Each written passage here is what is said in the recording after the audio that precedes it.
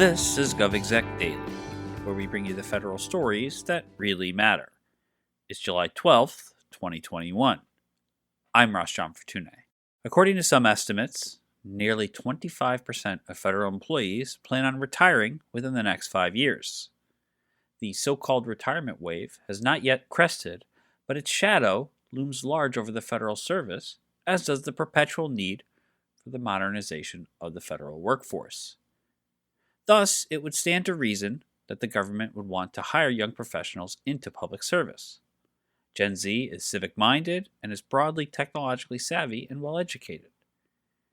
But the federal government has had trouble getting millennials into the workforce, so how is it doing recruiting Gen Z workers? According to our guest today, not well. Unfortunately, for prospective federal employees and job applicants, there are roadblocks keeping the Gen Z workforce out of federal service, like poor recruiting tactics, a complicated interview process, and bad user design on federal job sites. The private sector is recruiting recent graduates and young workers far better than government, even in the face of interest from potential Gen Z employees. In the face of major changes to the American system, like the COVID-19 crisis and a new civil rights movement, Zoomers could lead a shift in public service if only they could get in. Kaitlyn Rentala is the author of the book, The Public Sector Pivot, How Gen Z Will Lead a Renaissance in Public Service, and a rising senior at the University of Pennsylvania studying philosophy, politics, and economics with a globalization concentration. She has a post on our site right now headlined, Gen Z Could Lead a Renaissance in Public Service if only they could get in. After a short break, she'll join me to discuss the things keeping young people out of the federal government and how those things can be fixed.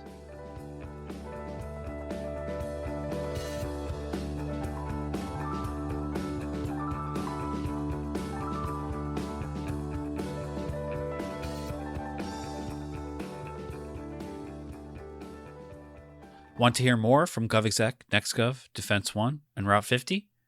Tune in to our virtual events to hear interviews with government leaders about the most important topics today, including the federal workforce, health IT, artificial intelligence, 5G, and more. Visit govexec.com/events to learn more.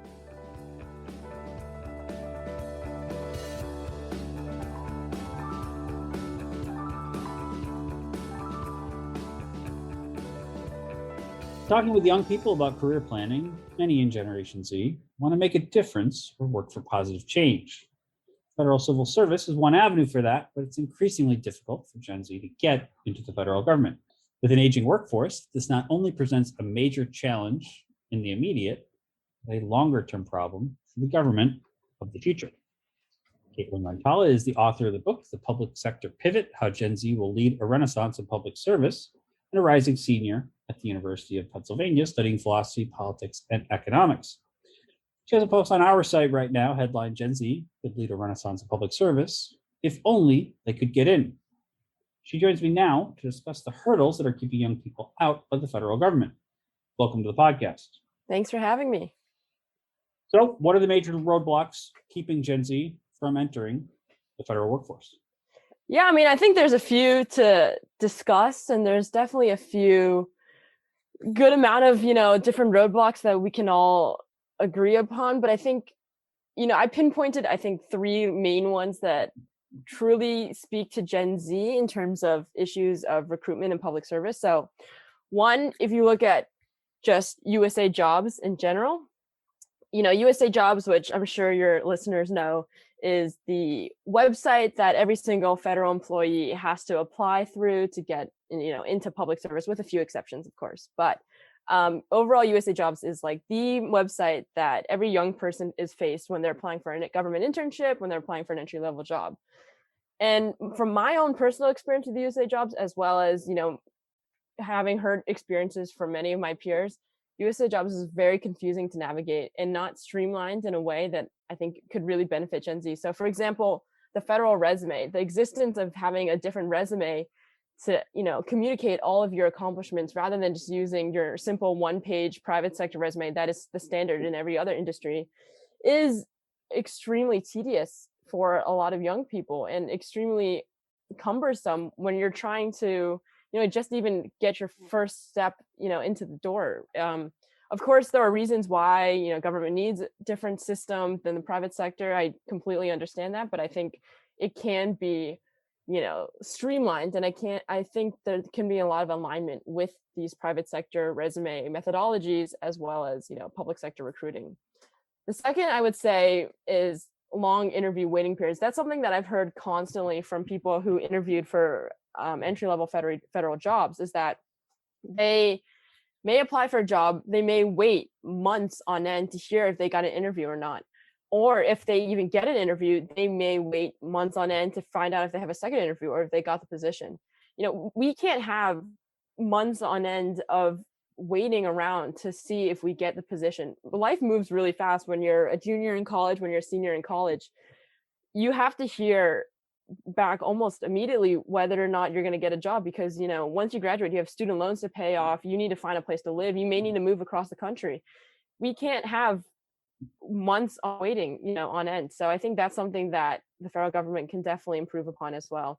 And then finally, I think this solution is fairly simple yet complicated in terms of its implementation, but extremely worthwhile. It's moving the recruitment cycle for government from the spring to the fall. So right now, government, when they come to college campuses and they're looking for full-time hires, they wait until March, April, May of the school year or of the year to start looking for employees for the upcoming year, for graduating seniors. Whereas most private sector companies will come to campuses in the fall and come in August, September, October, November.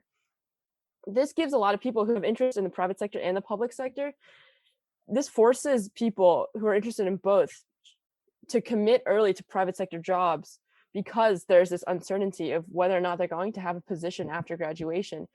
Some of them may want to compare apples to apples, their public sector opportunities and the private sector opportunities, but just don't have, the luxury of waiting 5 or 6 months to figure out, whether or not they can even have a job post-graduation in the public sector. So, there's different methodologies and different recommendations I can make, but if I had to list 3 huge ones, those are the 3 buckets I would focus on.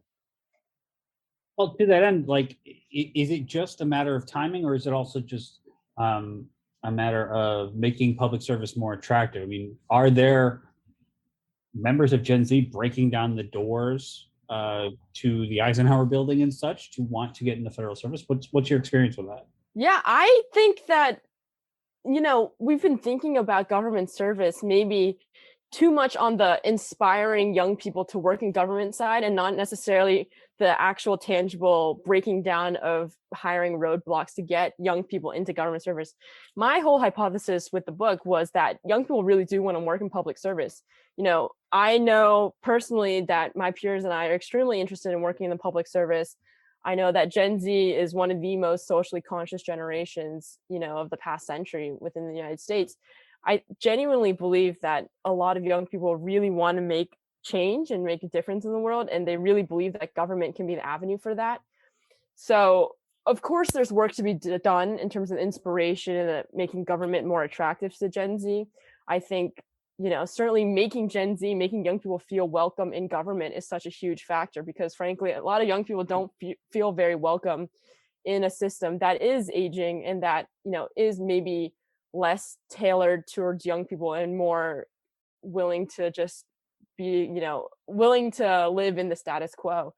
But I think that the desire is not the issue. I think it's just the physical or the tangible roadblocks to hiring that are really proving to be the big onus in terms of getting young people into public service.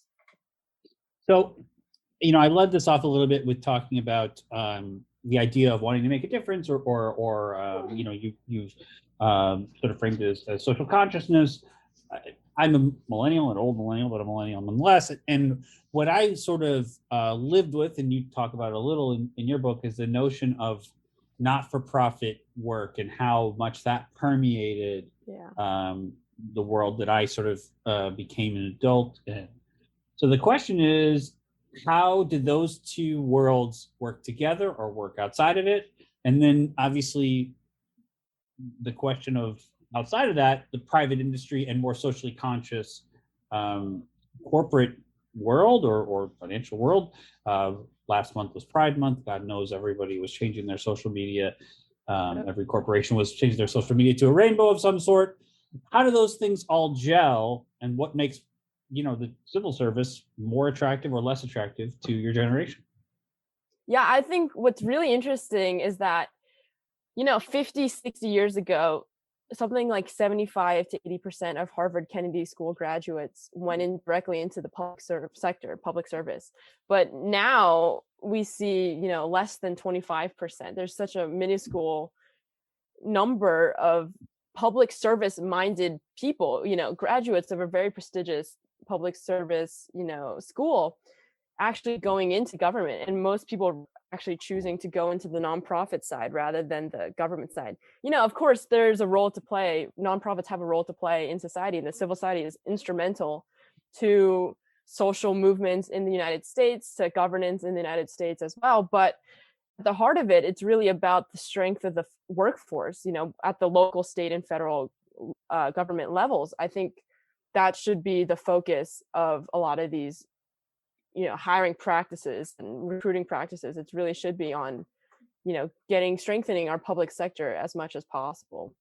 In terms of the corporate private side, I think we certainly see a lot of alignment with the corporate world, because as consumers start to really value social good and to value very socially conscious brands, we start seeing corporations adapt to that. I choose to see it all as a step in the right direction, having private sector, the nonprofit side, as well as the public sector all aligned towards social goods, albeit at different levels, of course. I think it's all for the better. But I think ultimately the focus should always be on the public sector and strengthening that, because there is frankly always going to be talent in the private sector. There's always going to be money in the private sector to accomplish, and they just frankly have different objectives than the public sector. I think it all comes back down to what is the primary objective of each industry. The primary objective of the private sector is to make money, but that's frankly not the objective of the public sector. The public sector is to do good and ensure democracy for all citizens in the United States. So all industries are fundamentally dictated by the goals and the objectives that it sets for itself. So I think, we all have to keep in mind that there's a distinction between these two sectors for a reason. And that thereby dictates what type of work you get to do in each sector. Yeah, the conversation we've had on the show a lot about particularly with the Postal Service, the notion of the Postal Service uses business practices and is essentially the only federal government entity, albeit not an agency. Sure. Postal Service structure is a little wonky, but it does use business practices, and it owns retail stores, and it sells products in a way that the Veterans Affairs Department doesn't, for example, or the Agriculture Department doesn't. So the idea that government should not use business practices at all, I think, is probably naive.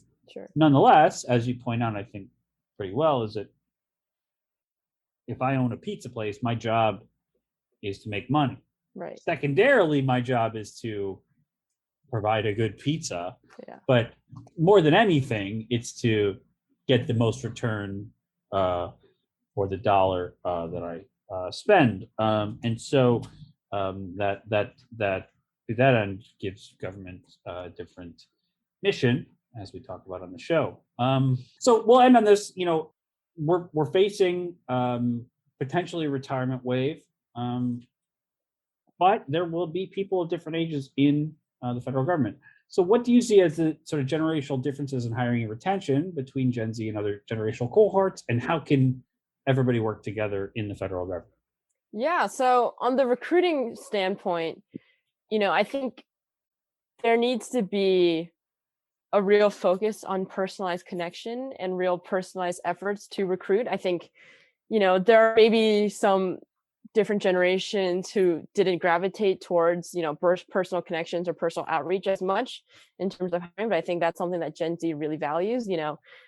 actively reaching out on college campuses, actively reaching out through networks, through different groups. That's something that I think Gen Z really gravitates towards, and I think would make a huge difference in terms of hiring and recruiting Gen Z in terms of working in the public sector.